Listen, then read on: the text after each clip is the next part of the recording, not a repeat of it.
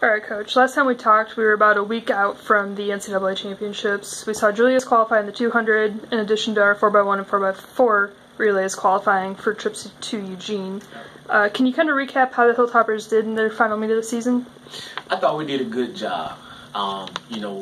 We took a group of young men, some of them that came in January, and people would have never thought that we'd have a chance to be successful with those individuals. And they started doing things the WKU way and figuring out how we want to manage a meet and all the things we've talked about over and over again in these interviews.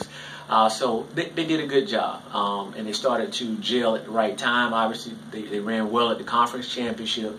Then they go back and run very well in the East region, which to me is, especially in the sprints, is a very, very hard region to come out of when you've got the SEC, ACC, Big Ten, and all of the very, very fine group of 5 schools that are in that region as well. So I thought we did a good job. I think these young men have a lot to hold their head high about, and really excited to see them, what they do this summer and the ones who will return next year, and how they continue to improve.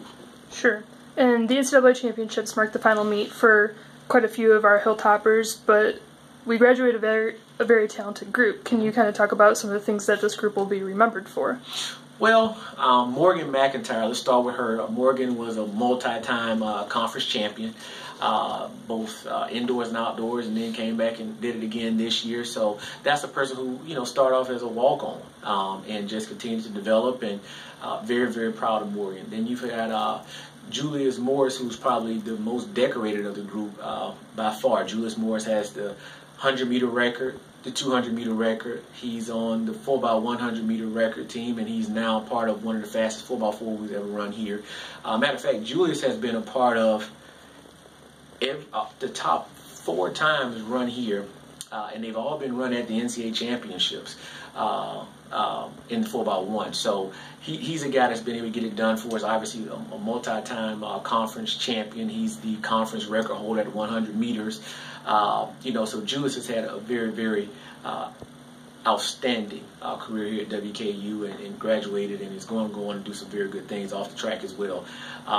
Another person, Eli Minor. Eli Minor came in and has done a good job for us. Eli was a multi-time conference all-conference performer. He's been to the NCAAs for us twice now, and has also been a part of 2 very outstanding relays that have both finished ranked time-wise in the top 8 in the country. So Eli's done a good job for us. Jonathan Hayden, conference champion again, multi-time NCAA first-round qualifier, did a great job for us. Khadijah Valentine, who sustained the injury this year, and wasn't quite able to perform at the level she did last year, but we were very proud of her effort. And I can go on and on. I don't want to leave anybody out, but we've had some good ones. Okay.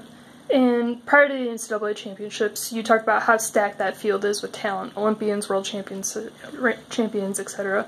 Can you kind of elaborate how well the NCAA championships prepare the Hilltoppers that continue to run on the national and international stages? Right. Well, the thing about being in the NCAA championship, you're right, it is absolutely the best, one of the best meets in the world. If you can run in the NCAA championships and you can make it there, especially to Eugene finals, then you're going to be prepared to run in any meet in the world. And a lot of those people have been in those meets, so again, you're already competing against them. So when our student athletes leave and they go and compete, internationally during the summer, whether it be a world championship or Olympics, they've seen a lot of it. The only difference is crowd size. So, but even that, you try to, take them to meets where they're prepared for those type of things as well. But it's a little different when you're sitting in an Olympic stadium and there's 60 or 70,000 people cheering. It's kind of hard to prepare for that. But on the track, they're prepared for it. All right. And kind of going off of that, do we have any Hilltoppers running this summer on an international stage? We do. Julius Morris will be competing this summer. Desmond Mobile will be competing this summer. Khadijah Valentine will be competing this summer. It could range from NACAC this summer, qualifying for their team's national team.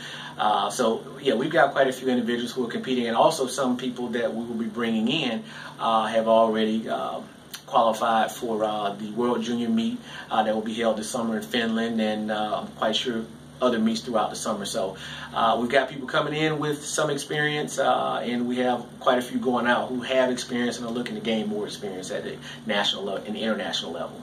Sure. And finally, now that it's summer, how does your schedule change? What's a head coach doing 2 weeks after the NCAA championships? Rest a little bit and recruit.